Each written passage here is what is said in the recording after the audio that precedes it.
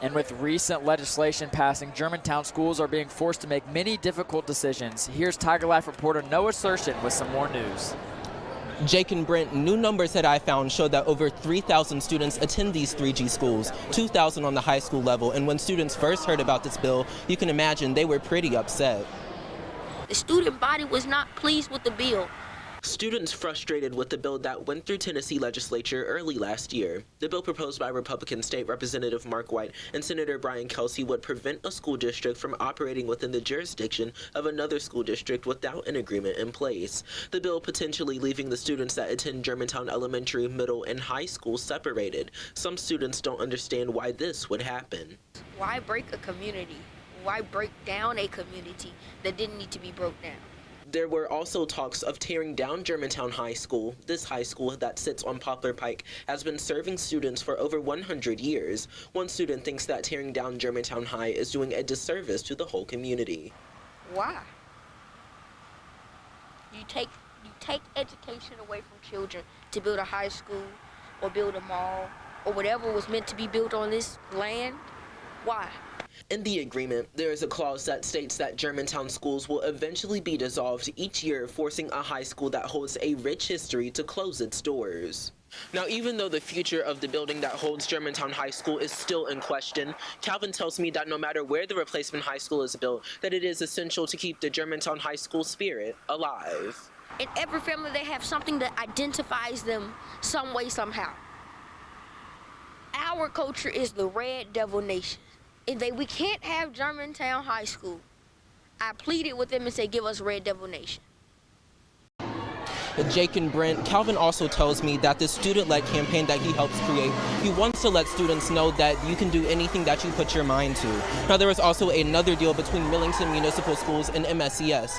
In this deal, the Millington schools will buy Lucy Elementary for $3.3 million. MSES says it will make enhancements to the school until its transfer in 2027. We're going to have more coverage of this game coming up right now. The current score, 17-29, coming up right after the break.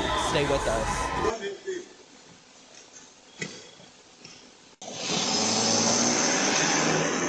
Tonight, 19-year-old Keyshawn Ayers is at 201 Poplar after Shelby County Sheriff's deputies charged him in connection to 70 car burglaries within the span of 2 days in Arlington. According to court documents, a man told deputies that his Ford F-250 had been stolen in front of his home. He saw it at his house around 9 p.m. Tuesday and thought that a spare key was inside the truck at the time of the break-in. One of the neighborhoods where Ayers broke into was the Village at White Oaks in Arlington, where neighbors Tuesday morning woke up to shattered glass in their driveway. One man we spoke with Wednesday said that the driver's side of his daughter's car was smashed. Luckily, no valuables were left inside the car. And while these vehicle break-ins happened under the cover of darkness, residents have security cameras like these to thank, capturing Keyshawn Ayers in the act.